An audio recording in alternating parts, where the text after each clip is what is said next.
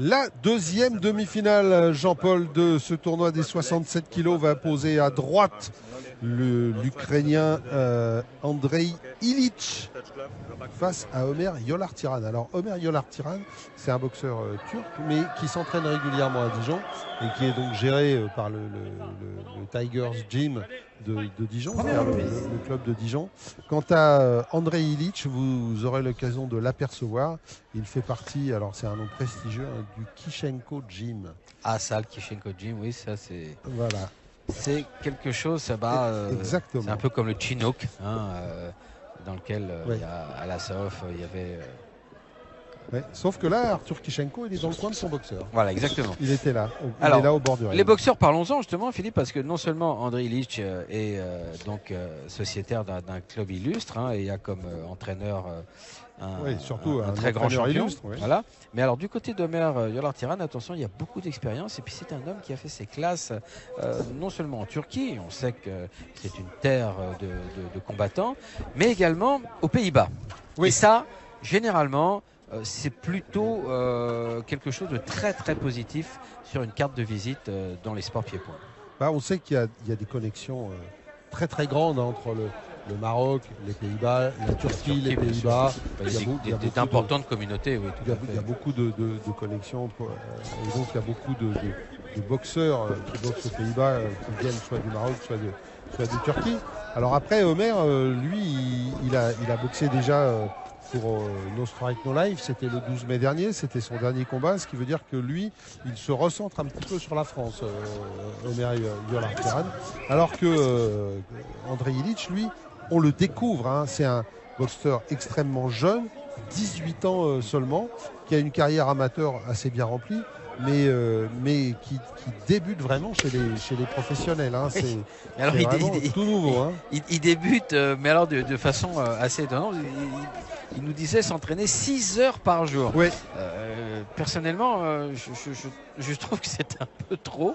Il va s'user avant l'âge, ce brave Andrei. Donc il faut quand même qu'il s'économise un peu. Alors peut-être que dans ces 6 heures, il y a aussi des grandes plages de relaxation, tout ça. Enfin, on peut imaginer. Je lui souhaite. On peut imaginer, Jean-Paul, parce que ça, ce serait très, très dans la formule. C'est un petit peu ce qu'a essayé de faire en France. Comment dire Alain Zankifo, je crois bien, c'est de créer une structure qui plus qu'un club, est un lieu de vie.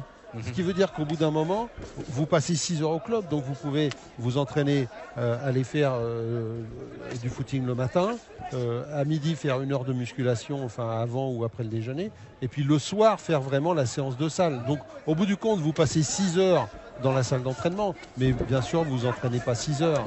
Donc, mais ça semblerait vouloir dire qu'Arthur Kishenko a créé ce genre de structure à Barcelone, et que les boxeurs viennent et se préparent de cette manière-là à Barcelone avec Arthur Kishenko, puisque son club est à Barcelone. Oui, parce que quand on annonce 6 heures, on comprend bien que c'est impossible que ce soit 6 heures d'entraînement à fond, quoi. C'est pas possible. Par contre, si dans ces 6 heures, il y a de l'étude tactico-technique, de la stratégie, tout ça, là, ça commence à prendre du sens. Enfin, on comprend mieux pourquoi un de ses 2 hobbies préférés, hormis la course à pied, c'est de dormir. Il doit en avoir bien besoin. Il doit bien dormir. Il doit bien dormir. Mais voilà. En même temps, Jean-Paul, et c'est là qu'on voit qu'au niveau des amateurs, il a une formation quand même assez complète, Andrei Ilitch, c'est que il se conduit quand même sur le ring face à un homme d'expérience, bah lui aussi, en boxeur d'expérience. Hein, Complètement. Il a bien géré cette première reprise. Il n'a pas été pris en défaut. On ne l'a pas senti débordé. Donc il a l'air paisible. Voilà, ça veut dire que mentalement, il est installé déjà. Il est fort dans sa tête. C'est très important. Et puis, à 18 ans, son dernier combat, c'était quand même en MMA, quoi. Ça veut dire que c'est un garçon qui est totalement dédié, effectivement, au fight. C'est important. Alors attention, c'est maintenant qu'Ömer Yolartiran peut faire la différence, parce que, vous l'avez dit, il a plus d'expérience. C'est un homme qui frappe fort aussi. Hein, donc sur ses 6 dernières victoires, il en a obtenu 4 par KO quand même. C'est pas mal du tout comme ratio. Très, très bien.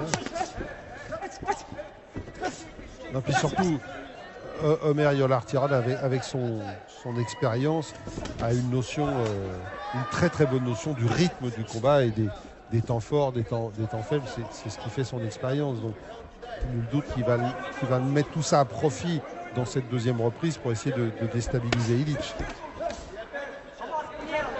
Ça, c'est sûr.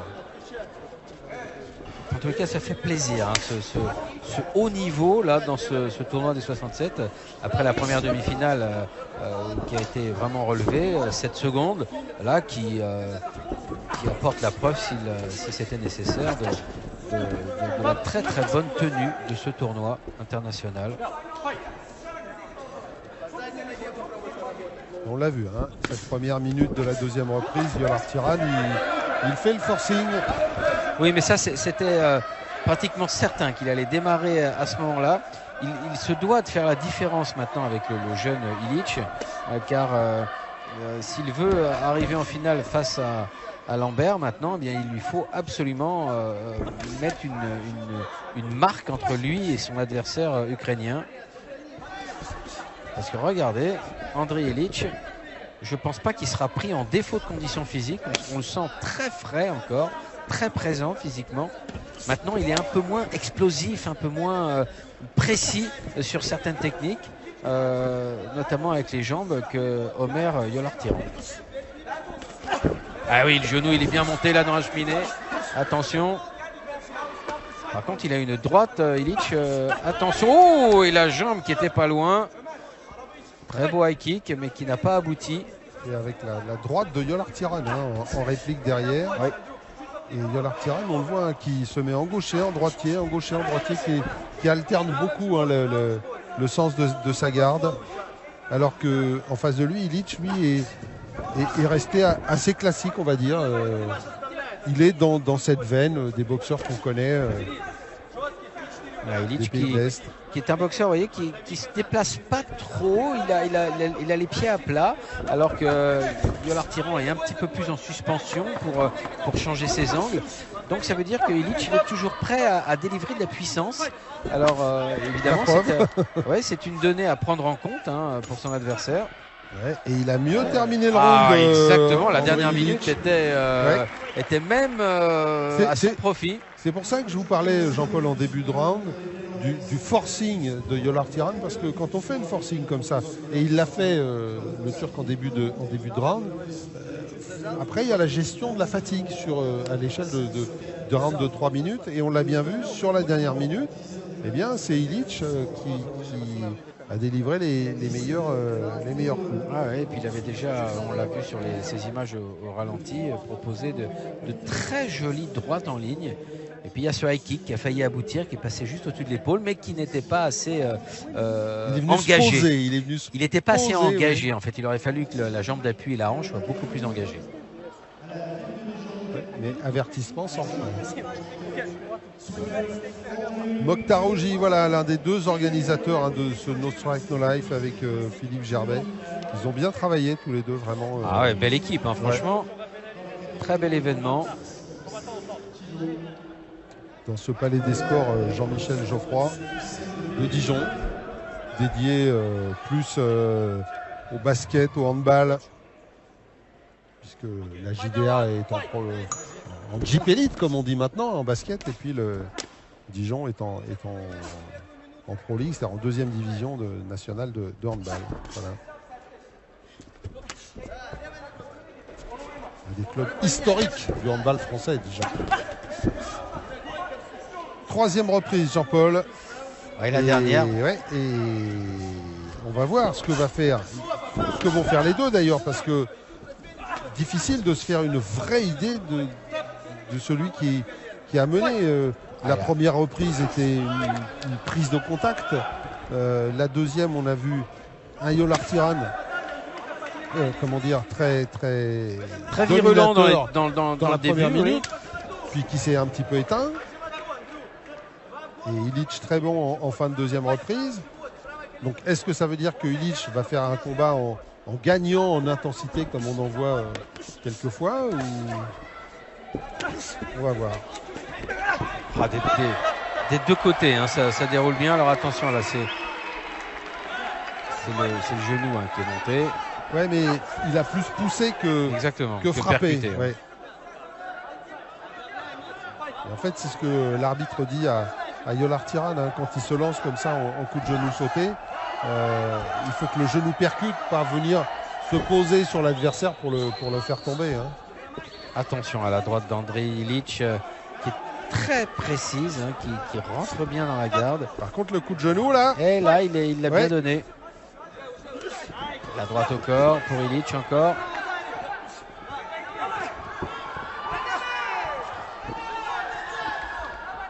Il a l'air fatigué, Yolar Tiran, Jean-Paul. Hein.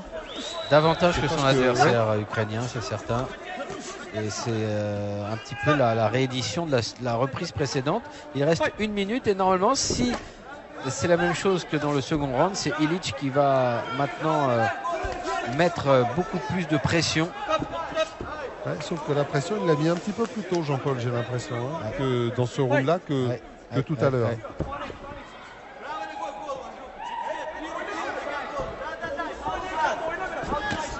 C'est bien. C'est la première fois qu'on le voit feinter, Ilic. Il a une boxe plutôt franche. Et là, on l'a vu feinter avec les poings, chercher... Oh là, encore la droite. Et ouais, ça touche. Hein, ce sont des points, ça, pour l'Ukrainien. Par contre, lui est bien hermétique. Hein, voilà ce que j'allais dire. Il est beaucoup plus étanche qu'Omer Yolar Tiran. Allez, c'est la fin de la reprise. Il va falloir que les juges se décident. Et c'est vrai que dans ce genre de configuration, c'est jamais simple. Et c'est pour ça qu'ils sont là aussi. Là, pour le coup, je ne me mouillerai pas, Jean-Paul. Alors, qui sera face à Bertrand Lambert pour la finale de ce tournoi des 67? On va le savoir dans quelques secondes. Tandis que... Qui vaudrait-il mieux, à votre avis? Pour Bertrand? Oui. Ah bah, il vaudrait mieux Omer Yolar Tiran, je pense, qu'il est beaucoup moins frais. Alors qu'Andrei Ilic, on a l'impression qu'il a fini la 3e reprise à peine échauffé. Donc il en a encore sous le pied. Pourtant, il était bien chaud parce que on peut vous dire qu'il est rentré sur le ring rouge comme une tomate avec les pommades chauffantes. Mais ça, c'est...